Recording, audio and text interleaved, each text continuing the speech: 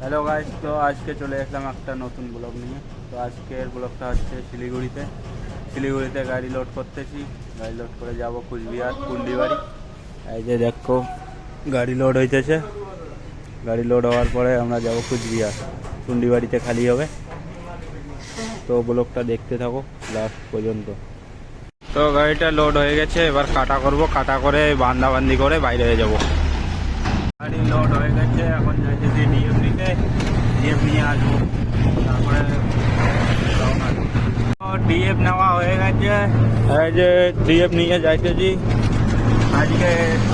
আজকে দিদি আসবে, এই জন্য রাস্তা খালি খালি। এই যে দেখুন, দিদি আসবে জন্য সব গাড়িকে সাইড করে রেখে দিয়েছে। এখন গাড়ি ঠাড়ি যাইতে দিচ্ছে না।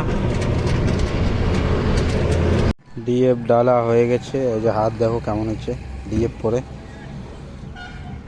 তো গাইস, এই যে চলে আসছি দুলালদার হোটেলে। এই যে খাবার চলে এসছে, এবার খাওয়া দাওয়া করে বাইরে চলে যাবো।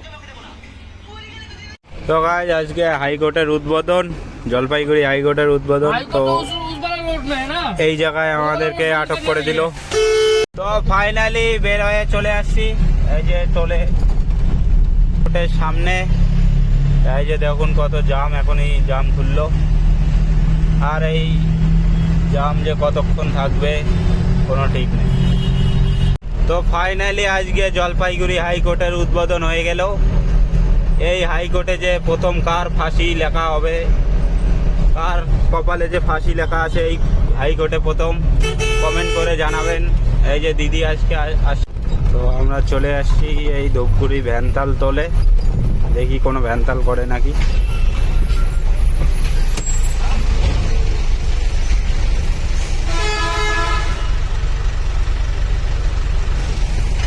তো কোনো ভ্যানতাল করে নেই আমাদের সঙ্গে।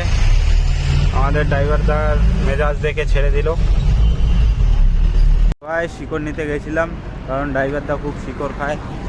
এই যে দেখুন কতগুলো শিকড় নিচ্ছি। গেছি ধূপগুড়িতে। এখন ধূপগুড়িতে খুব জাম।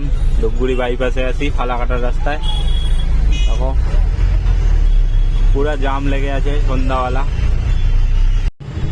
এই যে ফালাকাটার ফেমাস রেস্টুরেন্ট, ফালাকাটায় ঢুকে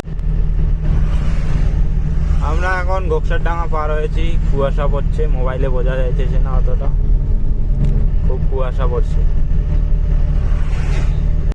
তো গাইস, আমরা পৌঁছে গেছি কুন্ডিবাড়িতে।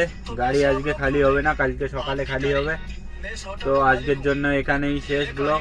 দেখা হবে নেক্সট ব্লগে। ওকে, বাই।